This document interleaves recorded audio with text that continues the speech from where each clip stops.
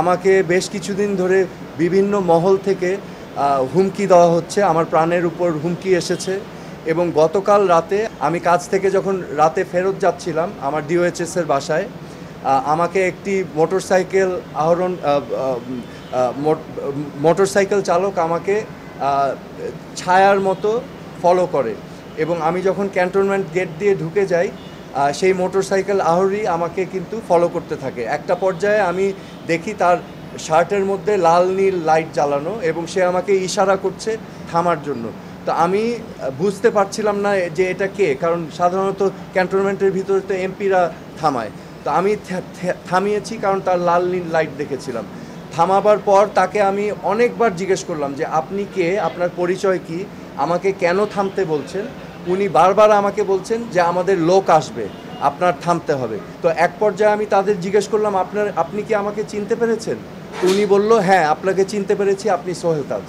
তখন আমি আরও পাজলড হয়ে গেলাম যে সে তো আমাকে চেনে। তাকে ফোনে বলতে শুনলাম যে হ্যাঁ উনি জাহাঙ্গীর গেট দিয়ে ঢুকে গিয়েছে। কিছুক্ষণ পর আবার সে ফোনে কথা বলে তারপর আস্তে করে মোটরসাইকেল নিয়ে আমাকে বললে আপনি চলে যেতে পারেন বলে উনি চলে গেল।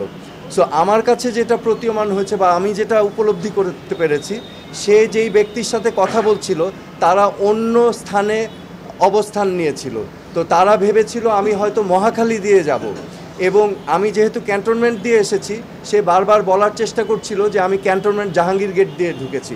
সো এটা আমি মনে করছি, আমার অনুমান যে এখানে একটা দুরভিসন্ধি ছিল, এখানে একটা দুর্ঘটনা বা অঘটন ঘটাবার পরিকল্পনা ছিল।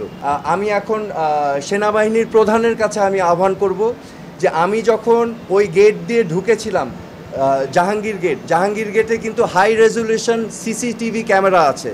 তো আমাকে যেই মোটরসাইকেল ফলো করেছিল আমার বিশ্বাস সেই মোটরসাইকেলের লাইসেন্স প্লেট বের করে তার পরিচয় নির্ধারণ করা সম্ভব, সেনাপ্রধান যদি চান। হ্যাঁ, আমি টাইমটাও বলে দিচ্ছি, আমি জাহাঙ্গীর গেট প্রবেশ করেছি 10:50 বা 51 থেকে 10:55 বা 56-র মধ্যে গতকাল রাতে। আমি সেনাপ্রধানের কাছেও জানতে চাবো এটা যেন উনিও তদন্ত করেন, কারণ আপনারা জানেন যে এখানে ঢাকা মহানগরের পুলিশ কমিশনারও ছিলেন, এখন ওনাদের এখতিয়ার নেই ক্যান্টনমেন্টের ভিতরে। সো আমি আজকে এই বিষয়গুলো নিয়ে মাননীয় স্বরাষ্ট্র উপদেষ্টার কাছে অবহিত করতে এসেছি এবং আমি মনে করি যে বাংলাদেশের সকল নাগরিকের ব্যক্তি নিরাপত্তার অধিকার আছে এবং আমি তাকে বলেছি যে আইন শৃঙ্খলা পরিস্থিতি অবশ্যই যেন অতি দ্রুত উন্নতি করেন এবং উনি আশ্বাস দিয়েছেন যে উনি দেখছেন এবং সার্বিকভাবে ওনার মনোযোগী হয়েছেন। আমার একটা পরিচয় আছে, তো এই পরিচয়ের কারণে অনেক মহল থেকে কিন্তু অনেক কিছু করারই হয়তো প্রয়াস থাকতে পারে। আমি নিজেকে সাধারণ নাগরিক মনে করি, আমি নিজে আমার নিজের গাড়ি চালাই, আমার ড্রাইভার নাই, আমি নিজেই যাতায়াত করি, আমি চেষ্টা করি একদম সাধারণ মানুষের মতোই চলাফেরা করতে। আমার একটা ফিটনেস সেন্টার আছে, আমি সেখানে কাজ করে আমি আমার দিন চালাই। হ্যাঁ, তো আমি অনেস্টির সাথে আমি কাজ করেছি। আমি যখন স্বরাষ্ট্র প্রতিমন্ত্রী ছিলাম আমার দায়িত্ব আমি নীতির সাথে, আদর্শের সাথে, সততার সাথে আমি পালন করতে চেয়েছি। আমি অন্যায়, অনিয়ম, দুর্নীতির বিরুদ্ধে সোচ্চার ছিলাম এবং পদক্ষেপ নেওয়ার চেষ্টা করেছি। পরবর্তীতে আমি পদত্যাগ করার পরেও সময়ে সময়ে কিন্তু আমার উপরে নানাভাবে নানা কিছু করা হয়েছিল। 2013 সালে আমার এক ভাগিনা রাকিবকে পুলিশ নিয়ে নির্যাতন করেছিল, সেটা নিয়েও মামলা হয়েছিল। পরবর্তীতে 2018-19 সালে আমার আরেক ভাগিনা, ওকে কিন্তু অপহরণ করে এই যে আজকে যে আয়নাঘর আছে সেই আয়নাঘরে 11 দিন রাখা হয়েছিল। আমি কিন্তু সে সময় প্রতিবাদ করেছিলাম গুম, খুন, হত্যার বিরুদ্ধে। তো আমি সব সময় প্রতিবাদ করে এসেছি আমার অবস্থান থেকে। আমি তো একজন সাধারণ নাগরিক, আমারও তো নিরাপত্তার একটা বিষয় থেকে যায়। এবং বর্তমানে আমি যেটা ফিল করছি যে এখানে যেহেতু একটা পরিস্থিতি বিরাজমান আছে, এখানে বিভিন্ন মহলের থেকে স্বাভাবিকভাবে হতে পারে। আমার আরেকটা পরিচয় আছে, আমি বাংলাদেশের প্রথম প্রধানমন্ত্রীর সন্তান।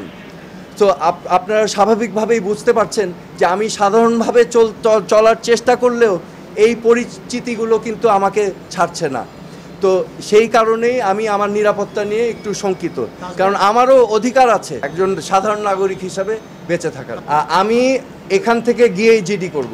আমি মনে করি যে কোনো রাজনৈতিক দলের উপরেই প্রতিহিংসা বা নিপীড়ন করা সঠিক না, সেটা যেই দলই হোক। হ্যাঁ, সো এখানে অনেক নিরীহ নেতাকর্মীরা আছেন, তাদের উপরে অত্যাচার নির্যাতনের আমি নিন্দা জানাচ্ছি। আমি আওয়ামী লীগকে বলবো এবং সকল রাজনৈতিক দলকে বলবো, একটু আত্মসমালোচনা এবং আত্ম উপলব্ধি করে অনুশোচনাটা খুবই প্রয়োজন ভবিষ্যতে এগিয়ে যাওয়ার জন্য। আমি বলে দিয়েছি, আমি এই নষ্ট পচা জঘন্য রাজনীতিতে আমি ফিরব না। আমরা চাই যে একটি গণতান্ত্রিক সমৃদ্ধশালী প্রগতিশীল বাংলাদেশ যাতে ভবিষ্যতে আমরা পাই, সেই প্রয়াসেই কিন্তু এত মানুষের আত্মত্যাগ, ছাত্র জনতার এই অভ্যুত্থান।